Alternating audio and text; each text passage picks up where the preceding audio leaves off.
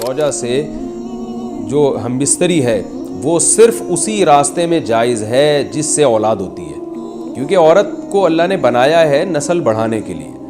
تو کوئی بھی ایسا ہم بستری کا طریقہ اختیار کرنا جو نسل بڑھانے کا ذریعہ نہ ہو، یعنی وہ نیچرل نہ ہو، تو وہ حرام ہے. تو اس میں اللہ نے یہ حکم دے دیا. تو اس سے صاف یعنی حدیث سے بھی پتہ چلتا ہے اور تمام فقہاء کا اجماع بھی ہے اس آیت کی روشنی میں کہ مسئلہ تھوڑا حیا کے خلاف ہے، لیکن میرا خیال ہے بتانا ضروری ہے کہ پچھلے راستے سے عورت سے ہم بستری کرنا بالکل حرام ہے، ناجائز ہے. اور نبی صلی اللہ علیہ وسلم کی اس پہ بہت شدید لعنت ہے، بہت شدید وعید ہے. تو یہ بالکل اللیگل ہے اسلام میں کہ عورت کے پچھلے راستے سے اس سے ہم بستری کی جائے. جو لوگ لڑکوں سے بدفعلی کے عادی ہوتے ہیں،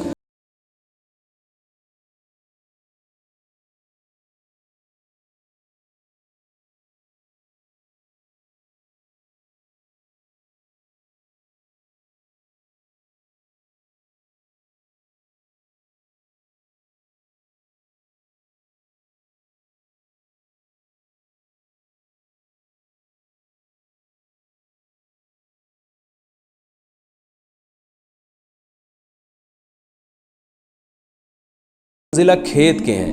جیسے بیج ڈالا جاتا ہے کھیت میں اور اس سے پیداوار بڑھتی ہے، تو عورت کی جو ایک حیثیت ہے، نیچر نے جو اس کی ایک حیثیت متعین کی ہے، وہ بھی ایک نسل بڑھانے کا ذریعہ ہے، جس میں مرد کا جو اسپم ہے وہ بطور بیج کے ہے اور جو اولاد ہے وہ ایک پیداوار کی طرح ہے. تو اللہ نے یہ یاد رکھیں، اس آیت کو بہت سارے غیر مسلموں نے عورت کے خلاف بہت نیگیٹیوٹی پھیلائی ہے کہ دیکھو اسلام عورت کی توہین کرتا ہے، اس کو کھیتی سے تعبیر کرتا ہے.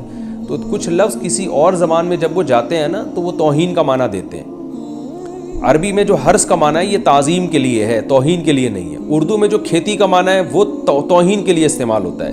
کھیتی یعنی جو پاؤں میں روندی ڈالنے والی، اور زمین جو ہے نا پاؤں میں گویا روندی، اس کو روندا جا رہا ہے. تو اس لیے اس کا اردو میں بالکل اسی طرح جو لوگ ترجمہ کر دیتے ہیں کہ عورتیں تمہاری کھیتیاں ہیں، تو یہ ترجمہ میرا خیال ہے اس لیے درست نہیں ہے کہ اردو میں اس کا مفہوم ہی چینج ہو جاتا ہے. یعنی گویا ایک عزت کے لیے جو لفظ اللہ نے استعمال کیا وہ ذلت کا ذریعہ بن جاتا ہے. تو اس لیے کسی بھی زبان میں جب ہم کسی بھی لفظ کا ترجمہ کرتے ہیں تو اس زبان کے ہمیں محاوروں کو دیکھنا چاہیے کہ اس زبان میں یہ لفظ کس معنی میں استعمال ہو رہا ہے. مثال کے طور پر ہو سکتا ہے کتا کا لفظ کسی زبان میں وفاداری کے لیے استعمال ہوتا ہو، کسی کو لوگ ڈاگ کہتے ہوں تو اس کا مقصد ہوتا ہے وفادار انسان ہے، لیکن ہمارے یہاں اردو میں گالی ہے وہ. اور آپ بولیں کہ بھئی وہ فلاں قوم ڈاگ کہتی ہے تو ہم کتا کہیں گے، تو آپ جب اس کا ترجمہ اردو میں کریں گے تو کتے سے نہیں کر سکتے. تو اسی طرح یہ عربی کا جو لفظ ہے اس میں بھی یہ چیز غور یعنی ملحوظ رہنی چاہیے. تو اس لیے اس کا ترجمہ کیا جائے گا تمہاری عورتیں تمہارے لیے پیداوار بڑھانے کا ذریعہ ہیں، نسل بڑھانے کا ذریعہ ہیں.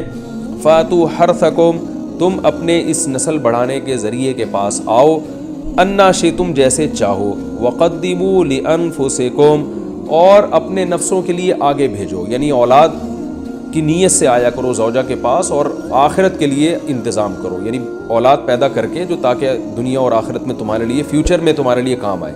دنیا بھی داخل ہے، آخرت بھی داخل ہے. تو اس آیت کا بھی ایک شان نزول ہے کہ صحابہ کرام تو چونکہ جو خواتین تھیں مکہ میں صدیوں سے وہ لوگ آباد تھے، ان کے سفر خاص طور پہ عورتوں کے سفر بہت ہی کم ہوا کرتے تھے. تو جب ہجرت ہوئی ہے اور جو ہے نا ہجرت کر کے بہت ساری صحابیات مدینہ آئی ہیں، تو مدینہ میں ان کے نکاح دوسری قوموں میں ہوئے، پھر انصار صحابہ سے بھی ہوئے.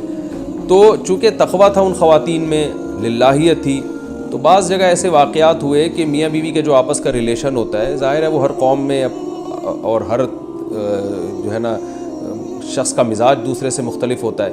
تو بعض مردوں نے اس طرح سے اپنی زوجات کے ساتھ ہم بستری کی کہ ان خواتین کو پھر اشکال ہوا کہ پتہ نہیں اس طرح سے ہم بستری کرنا جائز بھی ہے یا نہیں ہے. تو انہوں نے نبی صلی اللہ علیہ وسلم سے یہ مسئلہ پوچھا کہ یا رسول اللہ، ہمارے شوہر ہمارے پاس اس طرح سے آتے ہیں تو کیا یہ جائز ہے یا نہیں. تو ان کے سوال کو بھی مبہم رکھا گیا اور قرآن نے اس کے جواب کو بھی کنایتاً بیان کیا، کیونکہ مسئلہ بظاہر حیا کے خلاف ہے. تو قرآن جب بھی کوئی ایسی بات ہوتی ہے تو اشارتاً کنایتاً اس کا تذکرہ کر دیتا ہے تاکہ مسئلہ بھی واضح ہو جائے، کیونکہ ظاہر ہے اس کی ضرورت تو قیامت تک آنے والے انسانوں کو پڑ سکتی ہے نا. یہ تو ہر میاں بیوی کا اپنا ایک ذاتی مسئلہ ہوتا ہے کہ ہمیں کس طرح سے پرمیشن ہے، کس طرح سے پرمیشن نہیں ہے. تو اللہ تعالیٰ نے بھی اشارتاً ہی اس حکم کو قرآن میں بیان کر دیا، اور قرآن میں اس لیے بیان کیا کہ تاکہ اس میں کوئی اجتہادی اختلاف کی گنجائش نہ رہے۔ تو اللہ نے قرآن مجید میں بیان کیا، فرمایا نساؤکم حرث لکم، تمہاری جو ازواج ہیں، تمہاری جو بیویاں ہیں، وہ تمہارے لیے بمنزلہ کھیت ہیں۔ کھیت کا مطلب کیا ہوتا ہے؟ پیداوار بڑھانے کا ذریعہ۔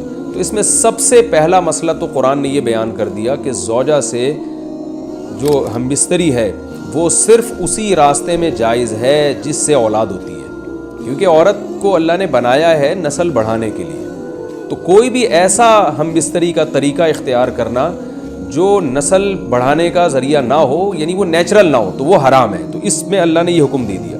تو اس سے صاف یعنی حدیث سے بھی پتہ چلتا ہے، اور تمام فقہاء کا اجماع بھی ہے اس آیت کی روشنی میں کہ مسئلہ تھوڑا حیا کے خلاف ہے، لیکن میرا خیال ہے بتانا ضروری ہے کہ پچھلے راستے سے عورت سے ہم بستری کرنا بالکل حرام ہے، ناجائز ہے، اور نبی صلی اللہ علیہ وسلم کی اس پہ بہت شدید لعنت ہے، بہت شدید وعید ہے۔ تو یہ بالکل اللیگل ہے اسلام میں کہ عورت کے پچھلے راستے سے اس سے ہم بستری کی جائے۔ جو لوگ لڑکوں سے بدفعلی کے عادی ہوتے ہیں ان کو یہ ایک چسکا لگ جاتا ہے، تو یہ حرام ہے، ناجائز ہے، کیونکہ اللہ نے بتا دیا کہ یہ تمہارے لیے بمنزلہ کھیت کے ہیں۔ تو اس میں قرآن نے وہ جو سوال تھا نا اس کی طرف اشارتاً جواب دے دیا، اور آگے فرمایا فاتو حرثکم، تم اپنے کھیت کے پاس آؤ، یعنی پیداوار بڑھانے کا جو ذریعہ ہے اس جگہ کی طرف آؤ، انا شئتم، جیسے چاہو، یعنی باقی جس طرح سے تم چاہو زوجہ سے ہم بستری کر سکتے ہو، اس میں کوئی خاص طریقہ متعین نہیں ہے۔ میاں بیوی کا ایک دوسرے سے کوئی پردہ نہیں ہے، ہن لباس لکم وانتم لباس لہن، یہ دونوں ایک دوسرے کے لیے لباس ہیں۔ تو اس میں طریقہ کار کوئی بھی ہو سکتا ہے، کسی بھی طرح سے کرنا چاہو ایک دوسرے سے لطف اندوز ہو سکتے ہو، لیکن فاتو حرثکم آنا موضع حرث میں ہے۔ حرث کا مطلب وہ اس جگہ کی طرف آنا ہے جہاں سے نسل بڑھتی ہے، کسی اور راستے کی طرف۔ اس سے صاف طور پر جو ہے نا وہ جو فاسق فاجر لوگوں کی جو برائی ہے، جو لڑکوں سے بدفعلی کے نتیجے میں پیدا ہوتی ہے، اس کا اللہ نے قلع قمع کر دیا کہ اس کی اسلام میں بالکل اجازت نہیں ہے۔ باقی طریقہ کار کیا ہوگا یہ تمہارے اوپر، اس کی اللہ نے تمہیں اجازت دی ہے۔ وَقَدِّمُوا لِأَنفُسِكُمْ، اور چونکہ بار بار حرث کا تذکرہ ہو رہا ہے کہ نسل بڑھانے کا، تو اس لیے اللہ نے فرمایا کہ قدموا لانفسکم، اپنی ذات کے لیے فیوچر میں انتظام کرو۔ قدموا کا مطلب آگے بھیجو اپنی ذات کے لیے سرمایہ۔ کیا مطلب؟ کہ جب زوجہ سے ہم بستری کرو تو نیت اولاد کی ہونی چاہیے، تاکہ وہ اولاد دنیا میں بھی اور آخرت میں بھی تمہارے لیے ذخیرہ بن جائے۔ تو یہ نسل بڑھانے کی بہت زبردست ترغیب ہے اس آیت میں، اور اس آیت میں اللہ نے عورت کا کہ بہت ساری ذمہ داریوں میں سے ایک بڑی ذمہ داری کا بھی بیان بتا دیا کہ عورت کو اللہ نے بنایا ہے، جو مرد اور عورت کا جو فرق رکھا ہے نا، اس فرق کی بڑی وجہ یہی ہے کہ مرد کے اسپم کو اللہ نے بیج کے طور پہ پیدا کیا ہے، اور عورت کو اللہ نے زمین کے طور پہ۔ تو بیج اور زمین کے ملاپ کا بنیادی مقصد ہی نسل بڑھانا، پیداوار بڑھانا ہوتا ہے، نہ یہ کہ نسل روکنا۔